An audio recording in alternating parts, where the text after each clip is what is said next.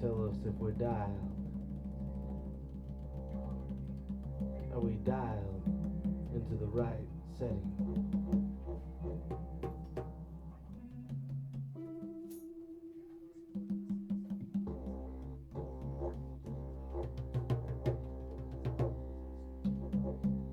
We welcome all of you down to Stormy's. We are Totem.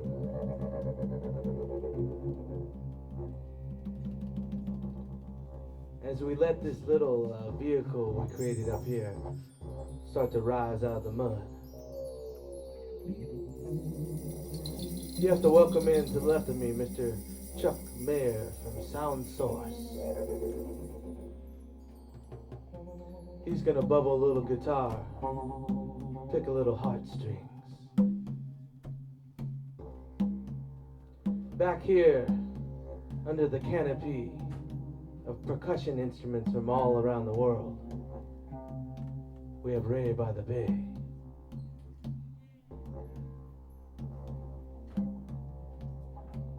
And to allow us to have a little bit of water shoe as we ramble through the dinosaurs' landscapes.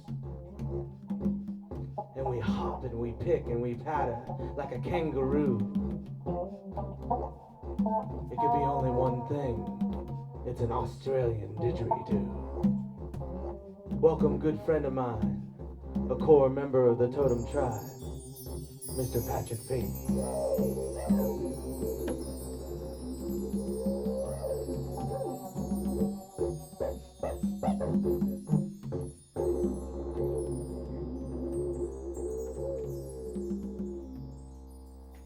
So as the snail moves at the speed of the universe, Totem time starts very mellow. We will climb mountains, we will soar like an eagle. We will spin through cosmos and back through Aesop Fables. We will move at the ticking of all your hearts. Because tonight is Totem time, and it's always arbitrary where you start. So this is the beginning of a journey here tonight. We're hoping to open your imagination, make it your friend, and give you back that deeper sight. But remember, if you get lost, there's a poet speaking. So hang on to the words like their toes, like their claws, like their paws that patter upon the earth like the rain.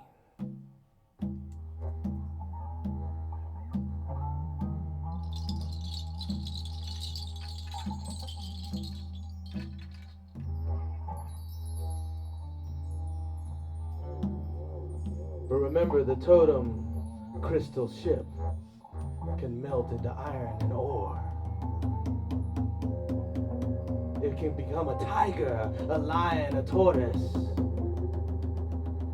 or one of those nasty, nasty boars.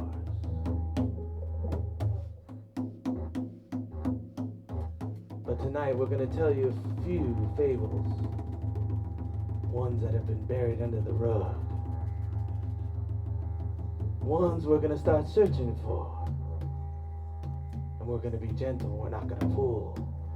And we're not going to tug. So the Totem vehicle is made for many different travelers. They will be oozing on in as we find the newer tones. We'll probably have a piano man. One that knows how to play those skeleton bones. And then we will hear the sound of a nightingale as it flies like a sparrow, as it becomes something that has splashes of red, white, and blue.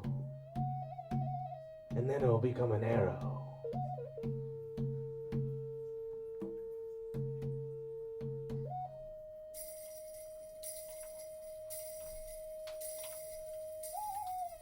The most important thing is that all of you came along for the ride.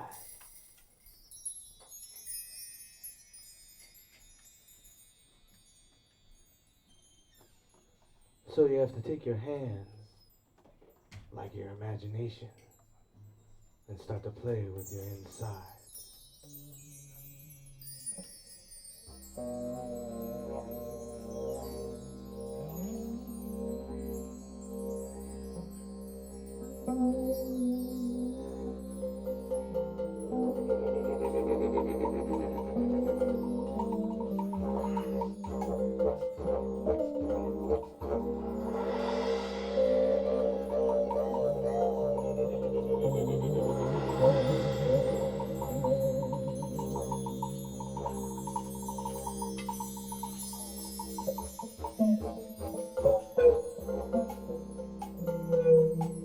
There's an invisible character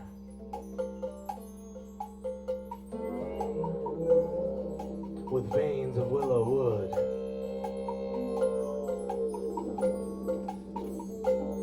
He used to stand at the plateau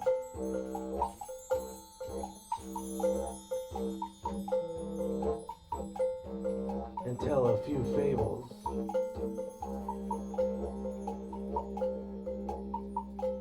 He would tell these stories to a fence.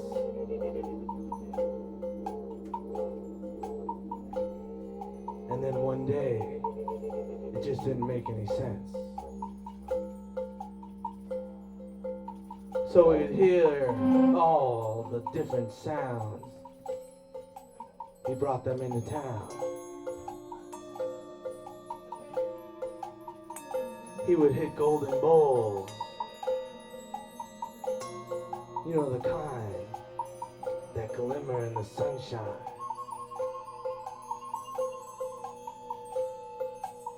Aesop was his name, and Fables was his game. He listened to the rain. He listened to the patter of the beast.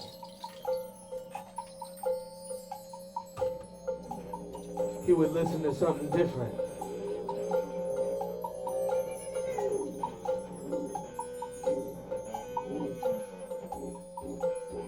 But they say he used to get upon a stool to tell you a story. To take the path of the fool.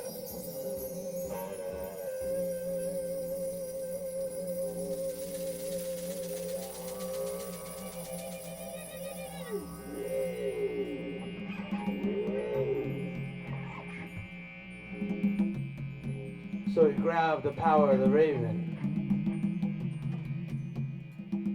He dipped it in his shoe.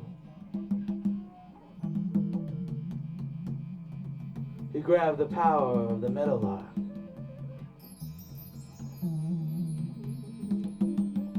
And the blue jay. And the rodents that run down the spider crabs of the mind.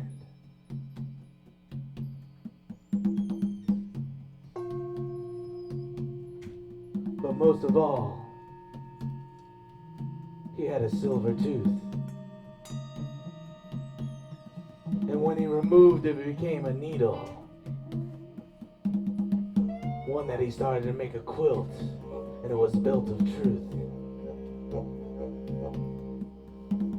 He had to reach for the courageous soul of a lion. He had to slither through your mind like a red snake.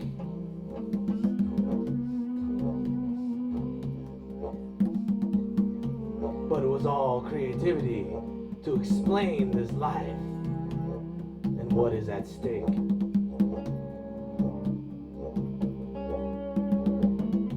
So the famous tale of all is about the race to win. The one where you roll with the wheels of pleasure and sin. But there was a tortoise who got challenged. to the speed track of life.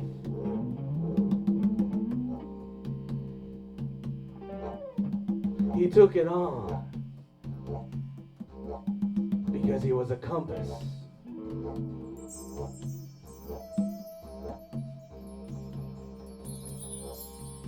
He had memories of the panda. He had memories of the volcanoes and how this earth began.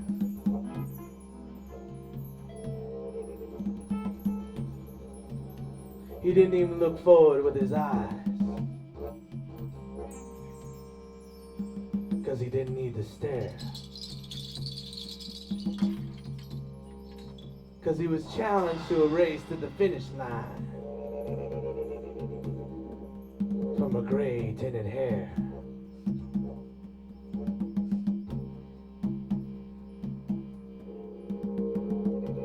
Who thought his speed would keep him in the lead. Who thought his wit would make him first in line. So the turtle, the tortoise, started to dig one claw at a time. He felt the earth.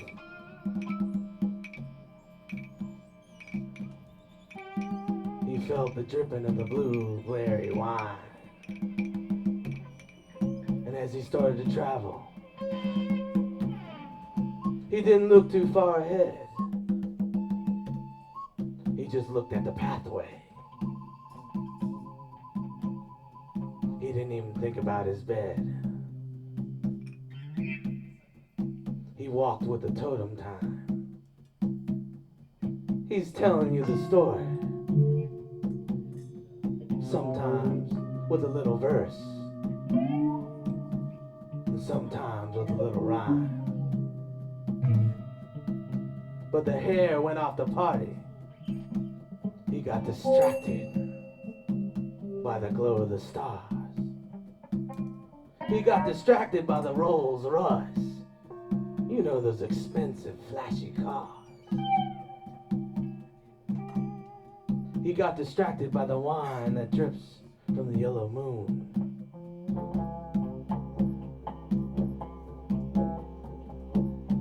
He got distracted by that seduction tune. He found a many a log where he could ooze in and out and act like a hog. And our friend the tortoise was walking slow. Because it's just one step at a time. In this life you decay as you grow. So the turtle would walk through the night. The turtle would walk using that glaring star glow of a sight. Because his focus was on a claw pedal at a time. He was moving because he was paying attention to the symbols and not the sign. But the Hare was down on Broadway Street, sitting at the bar. He had a big old olive in his martini, a martini in his martini.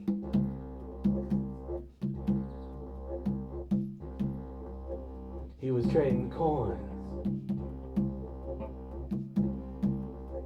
with a jaguar.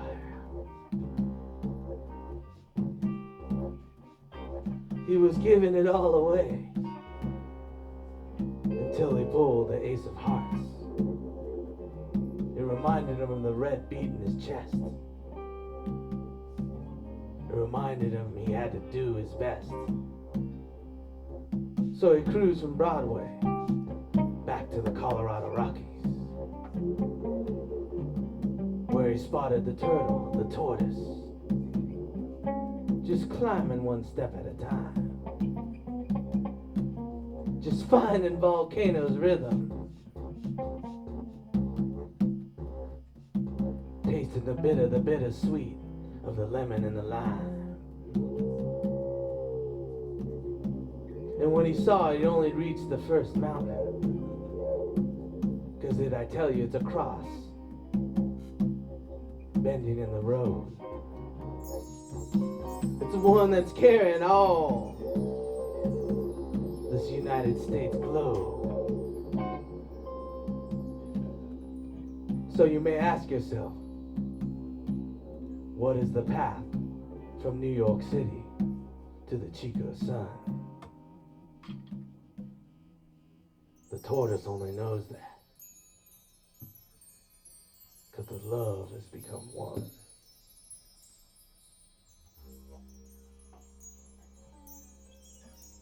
And as the hare decided to take a nap on the hill, he woke up in a sweaty pour and remembered he needed to take his pills.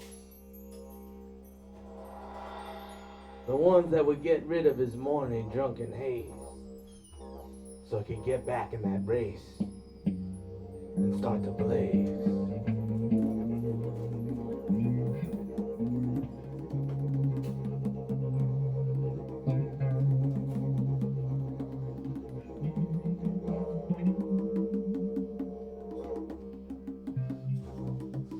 So we remember that the turtle was guided by his compass wheel.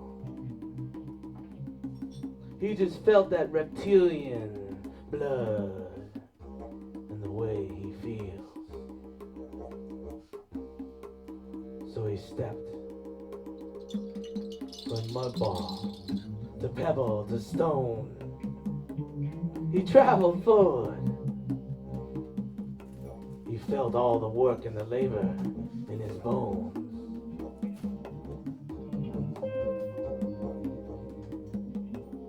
And this time the hare came to the ledge, and the turtle was small like a beetle.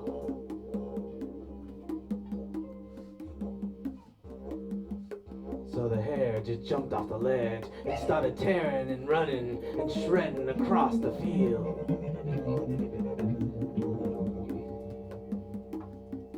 Until he came right up next to the tortoise, and he had to yield. He pulled a pillow out of the back of his suitcase pack.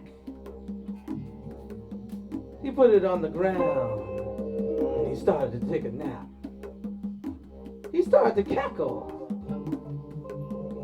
He brought out a big old cigar. He lit it up like he was riding around in a Jaguar, maybe a Ferrari, red in color.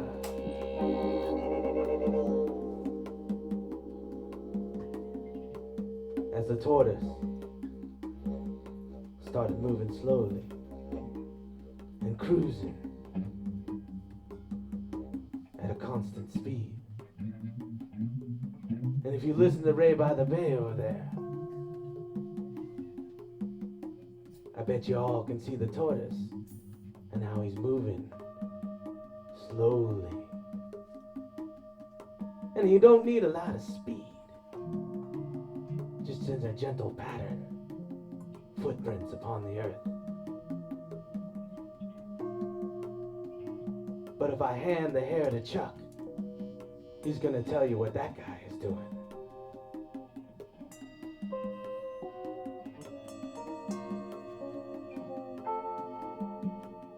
I hear a Dreamtime afternoon. He's getting distracted by that wine. The one he stole from the laughing baboon.